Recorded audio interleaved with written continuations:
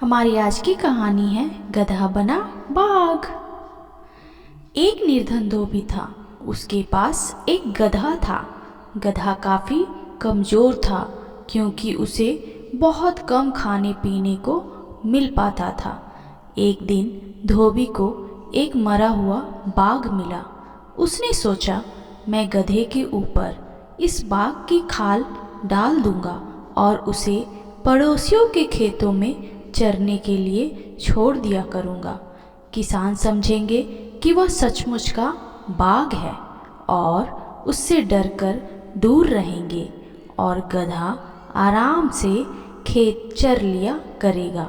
धोबी ने तुरंत अपनी योजना पर अमल कर डाला।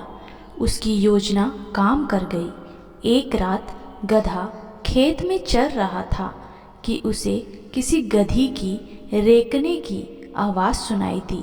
उस आवाज़ को सुनकर वह इतने जोश में आ गया कि वह भी जोर जोर से रेंकने लगा।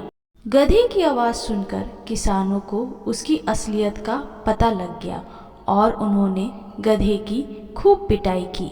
इसलिए कहा गया है कि अपनी सच्चाई नहीं छुपानी चाहिए। हमारी दूसरी कहानी है रंगा सियार। बहुत पुराने ज़माने की बात है। गांव के कुत्तों द्वारा खदेड़ा हुआ एक सियार रंगरेज की नाद में गिर गया। नाद में नीले रंग का पानी भरा था, सो उसमें वह रंग गया। कुत्ते चले गए तो सियार वापस जंगल में लौटा। उसकी विचित्र काया देखकर सभी जानवर हैरान रह गए।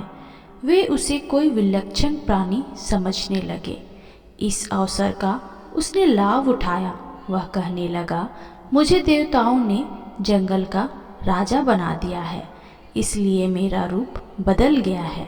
सभी मेरा अनुशासन माने। बातों ही बातों में सियार जंगल का राजा बन गया। बहुत दिनों तक गाड़ी इसी प्रकार चलती रही, पर एक दिन उधर से गुजर रहे सियारों का झुंड हुआ हुआ चिल्लाया। पुरानी आदत ने जोर मारा और मस्ती में वह भी सुर में सुर मिलाने लगा। असलियत प्रकट हो गई। सियार की धूर्तता पर क्रोध सभी जानवर उससे लड़ने मरने को तैयार हो गए। उसे दुम दबाकर भागना पड़ा।